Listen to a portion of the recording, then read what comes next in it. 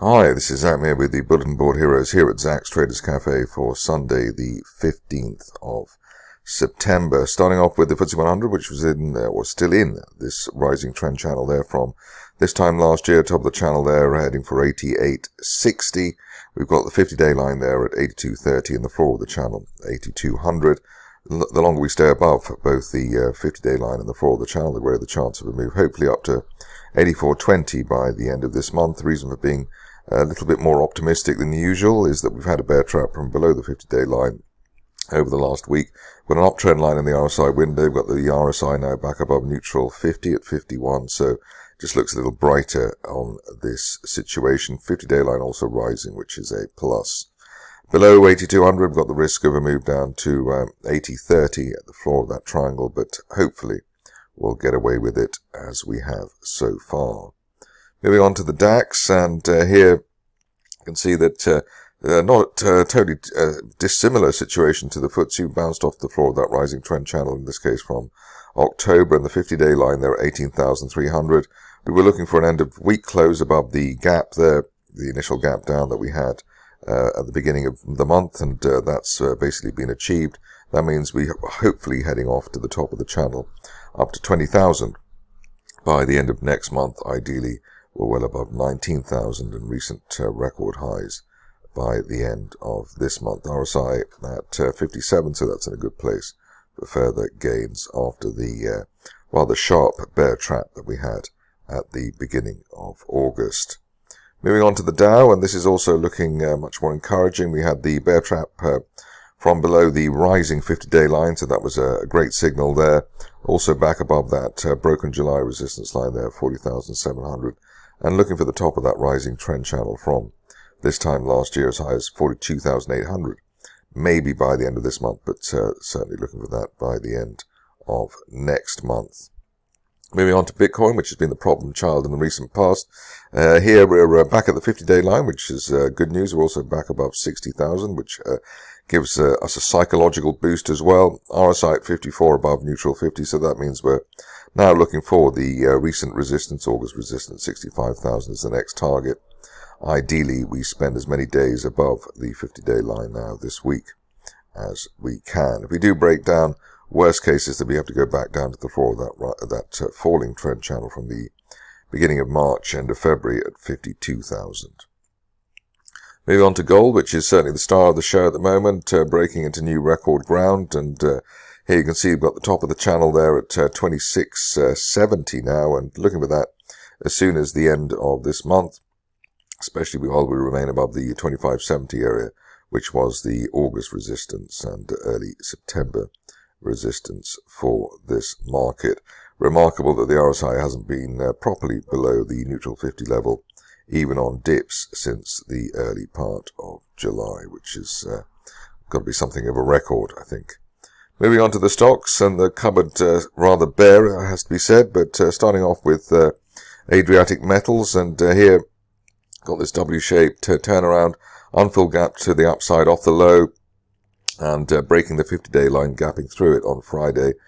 Initial target here, the 186 pence level, which is the 200-day moving average, but I think we can look for a little bit more, perhaps along the lines of what I'm drawing at the moment, to the top of that falling trend channel from back in December, heading for 203, and we're looking for that hopefully as soon as the end of this month. So it looks as though this is a pretty strong situation. The reason for saying that is we've actually had two gaps, unfilled gaps to the upside over the last week, so it looks as though something nice is going on there. Also looking better after a period of very volatile price action over the summer, that sort of the gap down, the island reversal that we had back at the end of beginning of August, rather, a very volatile move, and since then we've hit we've just closed above a line of resistance which has been on the daily chart since the summer of last year. That level there around £1.47, and the longer we can stay above that line, the greater the chance of a move to £1.80, perhaps as soon as the end of next month. Ideally now we stay on the right side of that 50-day line there at £1.40, and maybe if there are any rug pulls down to that area, that would be the area to look for an entry point. RSI also bounced off neutral 50 as well, so this is looking almost like a small cap chart, but obviously a very big company there, so it'll be interesting to see how that goes. But the door looks to be open for a move towards £1.80 while we're above £1.40. On to Sizzle, which had a decent RNS today, and we've got this V-shaped or U-shaped bull flag breakout, as I call it, above the initial resistance there at 1.9 pence. We're looking for the top of that broadening triangle as high as 2.9 pence by the end of next month. Also, we had a failed gap fill, or actually I suppose you could call it a gap fill there, from the June gap there that we had earlier this month. So it's a double signal there. Great move at the moment in MetalNRG, and here vertical move on Friday. The share's already been in a rising trend channel, and we've been looking for the top of that channel there at 0.57 pence. This rate of progress, we could get that by the end of this month, but certainly looking for that by the end of next month after the massive bear trap that we had at the beginning of last month. But certainly looks set fair while we're above the June resistance there at 0.36 pence. On to Neo Energy, which has been consolidating nicely in the recent past. The second target there, which was around 1.2 pence, now becoming new support. We've already had a golden cross last week, so that's a positive there, and looking for a retest of the August peak there around the 1.66 pence. Best case scenario is that we get up to that December resistance line projection as high as 2.3 pence by the end of next month, which I'm sure will cheer up fans of that particular situation. But just the way that we've got new support coming in above old August resistance is very encouraging indeed.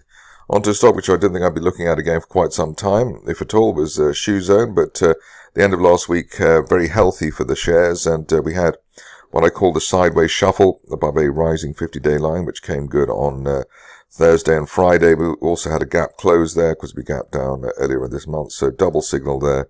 And the prospect of a rising trend channel base, taking the shares up to the £1.90 area by the end of this month. Ideally, we stay on the right side of the old July peak there at £1.55.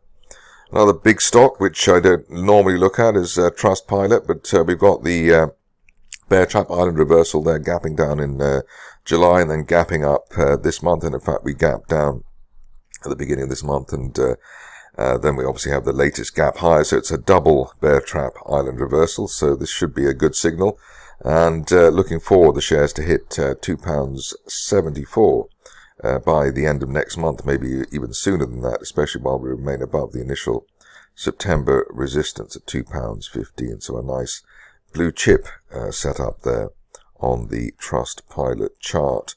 Finishing off with a stock which has had many false dawns, and hopefully this will not be one of them. But here with Wishbone, we've got this broadening triangle base from April, top of the triangle there, 1.15 pence. Initial target here, the top of that falling trend channel, 0.88 pence.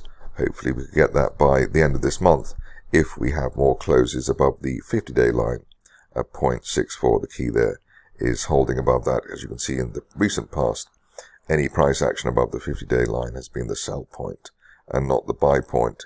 If we do retrace, then ideally we stay above 0.56 pence, which is neckline resistance. And that's probably the best line in the sand for those attempting to bottom fish the shares. That's it for me today. More updates during the week.